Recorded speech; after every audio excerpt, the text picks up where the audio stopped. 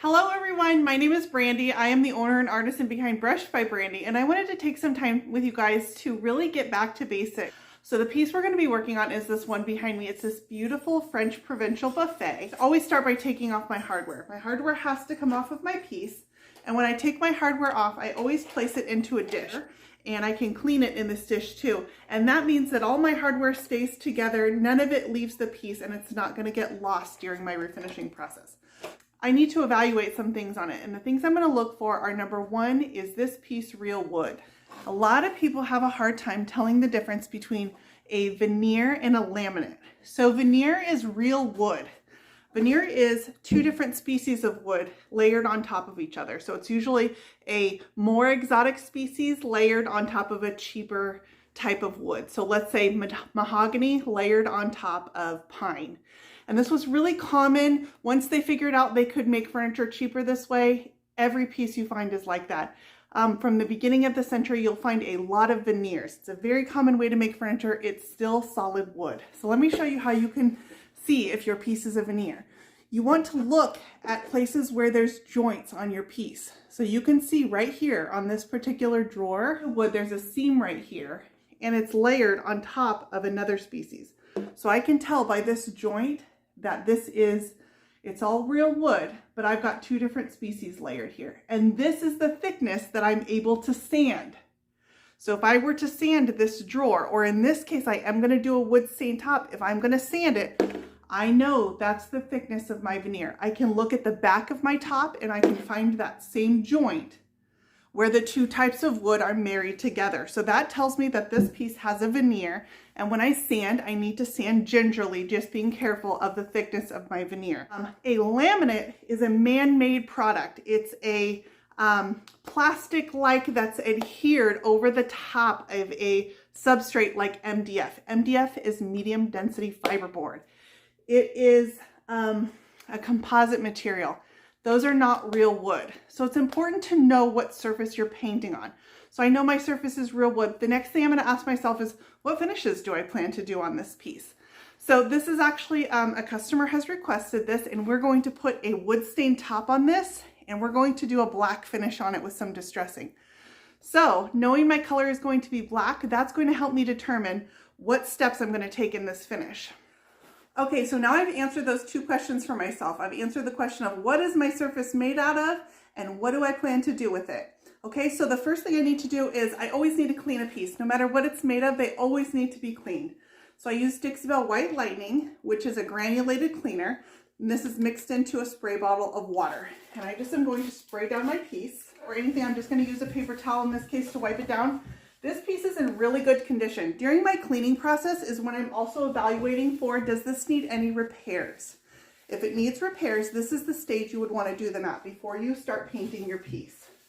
When I'm cleaning, I always look at my rag because that will tell you sometimes if your piece is going to bleed. Bleed through is when the tannins from your wood, the oils from your wood, start seeping out of the wood over time. And you can tell if a piece is going to be a bleeder a lot of times by the age. If they were made early in the century, that is a good indication it's probably going to be a bleeder. You can tell it by the color of the piece. If it's a really dark or rich wood, it's probably already been bleeding for years. Some woods have a higher tendency to bleed because they're just more oily woods by nature. Mahogany is like that. Pine knots are very oily. Those are surfaces that you need to put a primer on. So while you're doing this, you're evaluating your piece for whether it needs to be primed, and you're going to answer that question for yourself. If your rag continuously wipes dirty, it's brown and brown and brown and brown, you're not wiping back dirt, your piece is bleeding as you're wiping it, and the moisture from your cleaner is leaching those tannins out of your wood. So your rag can be a good indication of whether your piece is a bleeder. After you clean, you're always going to make sure that you come back and rinse your cleaning residue. No matter what kind of cleaner you use, you rinse your cleaning residue with a water afterwards. So let's go ahead and evaluate this piece for whether it needs a primer. Dixie Belle offers two different kinds of primer. There's Dixie Belle Slick Stick, which is made for painting on slick surfaces like glass, plastic, laminate, PVC, non-porous man-made surfaces, okay? This piece is none of those. It is a solid wood. It's not overly glossy. I do not feel like I need slick stick on this piece. So we can go right past slick stick as my possible primer. The next one is B.O.S.S, and B.O.S.S stands for blocks odors and stops stains. My piece has no odors because I usually pass on those, don't even bring them home. And this is a light color wood. My rag is not wiping overly dirty. By the age of it, I don't have indication that this is going to be a bleeder. I'm also going to be doing a dark finish on this. If this was white, I would probably put a coat of B.O.S.S on it no matter what, because I always say, prime your whites. Put some B.O.S.S on your whites. Because I'm going with black and I don't feel like this is a bleeder, I can go right into my step of putting paint on this piece. As a rule of thumb, when I'm doing a wood stain top, I genuinely prefer to do my wood stain top first. And that is because if I need to use a chemical stripper, I don't even want to take the chance that my chemical stripper is going to come in contact with my already painted surface. So I will start out by doing my strip top. I need to be sure that I know what my top is. In this case, I know that it's that veneer, so I can only sand that fingernail of thickness in depth when I'm sanding. I like to test my pieces for whether I'm better off to use a chemical stripper or whether I should sand my piece back to bare wood. And how I do that is I'm going to take my Surf Prep sander, and in this case I've attached an 80 grit sandpaper, which is fairly abrasive, and I'm going to just test my top, and I want to see how this top sands back. There are some older pieces that when you go to sand them, they will just gum up and they get sticky, or that old clear coat is just super thick and stubborn. And this is going to tell me whether I need to use a chemical stripper before I sand. So I take my sander and I'm going to go ahead and sand this and see what it does.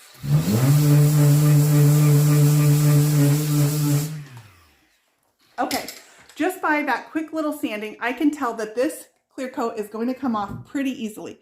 That was only a few seconds of sanding and I got right through my clear coat. So I'm going to go ahead and get into sanding this and get this top stripped down to bare wood.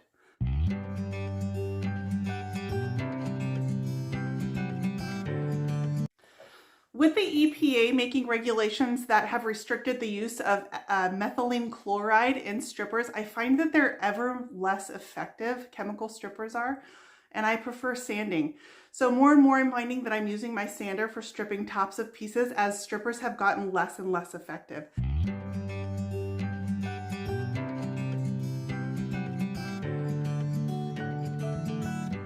Okay, my top is completely stripped. Took me about 20 minutes to completely sand this piece. I went over it with an 80 grit sandpaper on my Surf Prep sander. Hi, Jen.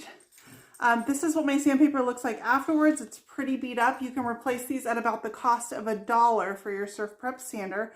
So this one is garbage, and for about $1 and the investment of my Surf Prep, I've stripped my top.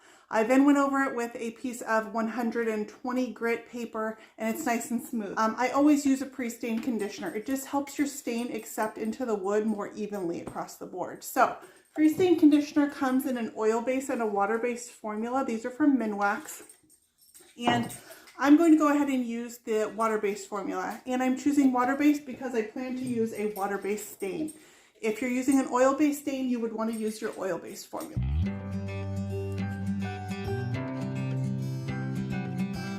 Okay, with my top having a coat of pre-stain conditioner on it, I'm going to go ahead and leave that and let it dry overnight for the wood to absorb that conditioner. And now that I know that stripper will not be involved in this top and I'm using a water-based stain, I'm comfortable to go ahead and start painting my body while I'm waiting for this to dry. So the color that I'm going to use here is Dixie Belle Caviar, which is a pure rich black. There are a couple things that you need when you want to get the smoothest, most brush stroke free finish with your Dixie Belle paint. So I've got my paint out. The next thing I'm going to need is a good quality brush. So in this case, I'm going to use my Dixie Belle Mini, which is my favorite brush for laying paint on. A quality synthetic brush is the best way to get brush stroke free finishes with your Dixie Belle paint. The next thing I'm going to use is a spray mister bottle. Now a mister bottle is different from a regular water bottle in that it's going to lay my water on in a fine mist rather than in a whole spritz. Dixie Belle is a water-based paint, so it's very friendly to using with water. One optional step that I want to show you, if you feel like your piece has a glossy finish on it, it's solid wood, but it does have a glossy finish, you do have the option of doing a scuff sanding. So what that means is just doing a light sanding just to take down the gloss of the finish, but not actually remove it.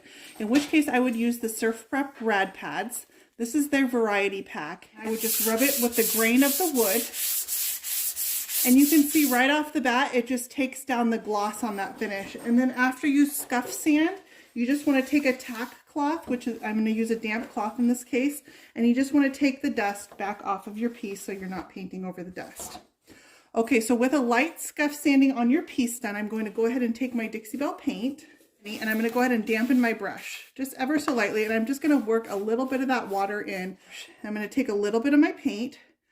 A good indicator is the little white tips on your brush. That is about where you want to dip your brush into your container on. So the little white tips I filled with a nice amount of paint, and I'm going to go ahead and start brushing that onto my piece. Now I do anticipate this taking 2 coats. You'll notice Dixie Belle does get really nice coverage. That damp brush helps my paint glide on really smoothly. And I'm going to go all the way across the front of my piece in long, even, linear strokes with that damp brush. If I feel like my paint starts getting sticky or my brush is sticking along the way, I can just dampen it with a mist of water, and then I'll just brush that water back in long, even, linear strokes. Now you can brush your paint on in any which direction you want, and you'll see how it starts leaving brush strokes in your paint. But as long as you come back at the end before it sets up and brush it all back in one direction, you will get a nice brush stroke free coverage. So I'm going to go ahead and get my first coat on this drawer, and then we'll go ahead and pull out another one and do that. So all the way across my front, long, even, linear strokes. I'm a very soft-handed painter, so I'm not using a lot of pressure on my brush. I'm just dragging it through the paint just to give me the softest brush strokes. Okay, now with all my brush strokes going in one direction, Dixie Belle is a self-leveling paint. So as long as I give it a reasonably good start, those brush strokes are going to level right out for me as this paint dries. Now I also want to tip my drawer over, and I want to make sure that I get the inside edge of my drawer, which is this here. I'm just going to go with a vertical brush stroke and get that inside edge. We don't want to leave that unpainted either. Okay, and then I'm going to brush those into a horizontal stroke, and I'm going to go ahead and get the sides of my drawer as well.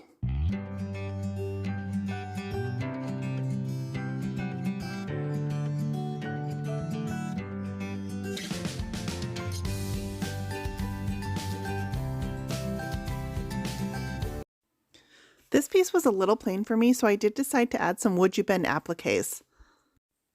Would You Bend moldings are heatable and moldable, so I can heat them to conform to the front of my piece.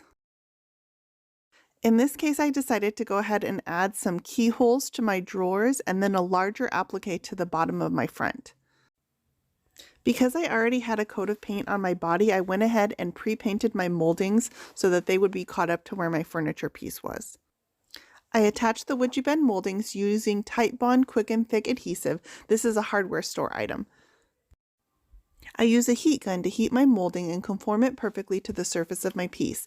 You can use painter's tape to hold it in place while your glue dries. I can tell my paint is nice and dry because it's turned to this dark matte finish. I've lost all the glossy parts from the wet paint.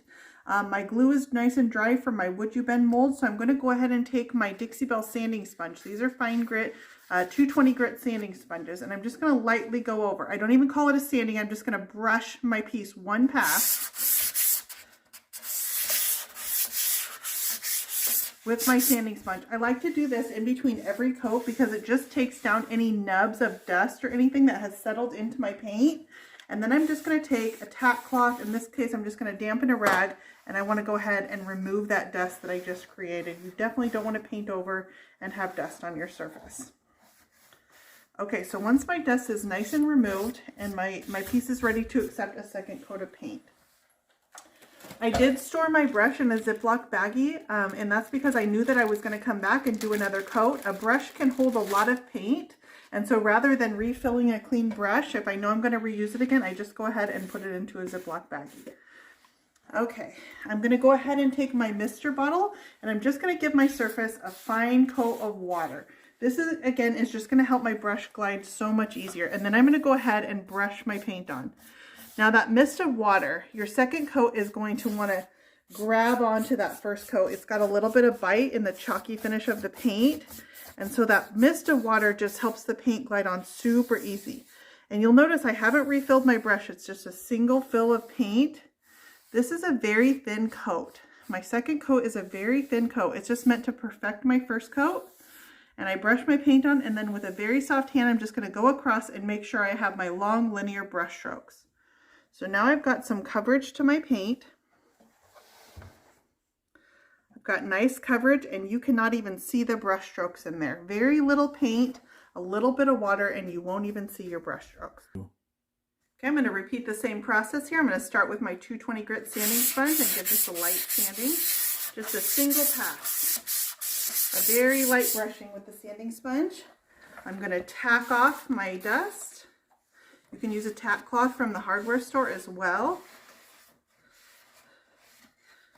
And now I'm going to give myself a little mist of water just to help my brush glide.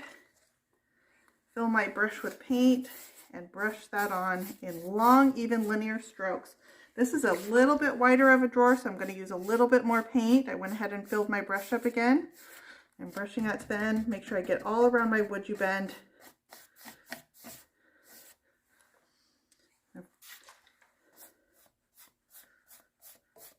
Okay, and then I'm going to smooth my brush strokes out so they're all running in the same direction. A very, very thin coat of paint on this second coat. And brush strokes all the way across the front of my piece.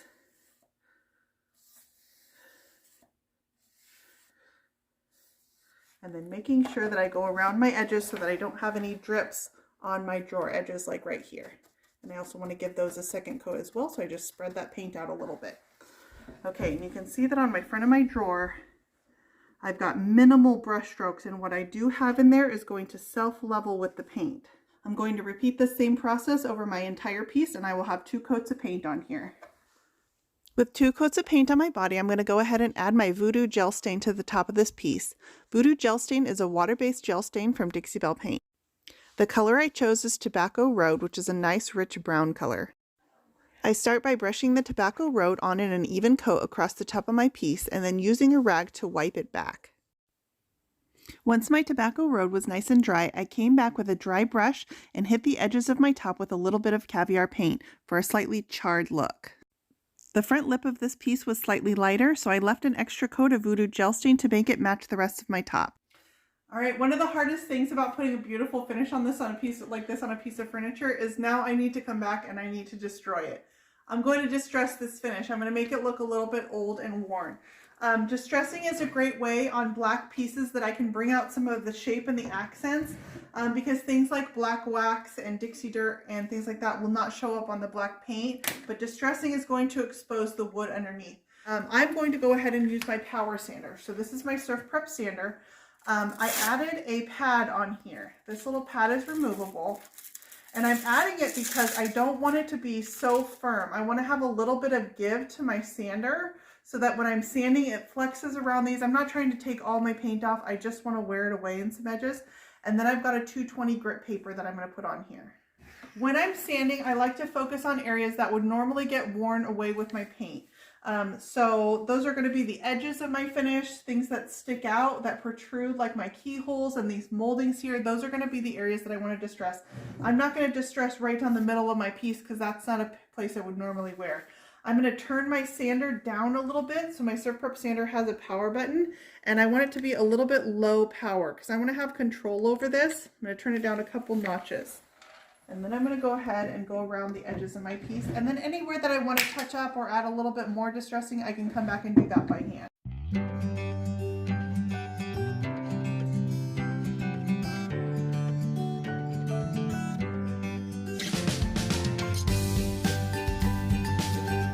And you can already see how the wood starts showing through my paint finish. Now all this black marks here, I'm going to seal this piece and all this black will go away when I seal my finish. So don't let that scare you that I'm taking this beautiful solid black and turning it into a dusty mess. Now I want to come down here and show you I also added some Wood You Bend moldings to this piece, and Wood You Bend is a nice molding to use as opposed to a resin molding or a plastic or anything because I can also distress the Wood You Bend. So I'm just going to take my sander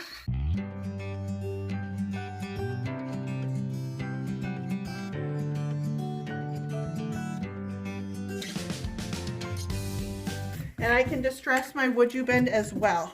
And it just exposes, because they're made of wood, it's going to match the wood exposed on my finish. With my distressing all done, it's time to go ahead and add my clear coat. I'm going to use Dixie Belle Gator Hide tinted with a little bit of my caviar paint. This helps get the most streak-free finish. I usually always brush my paint and spray my clear coats. It's got 2 coats sprayed on the body and the top. With my clear coat nice and dry, I went ahead and reattached my original hardware that's nice and cleaned, and my piece is complete. If you enjoyed this video, I hope you'll click the subscribe button. You can find more Brushed by Brandy on Facebook, Instagram, Pinterest, and my website at brushedbybrandy.com.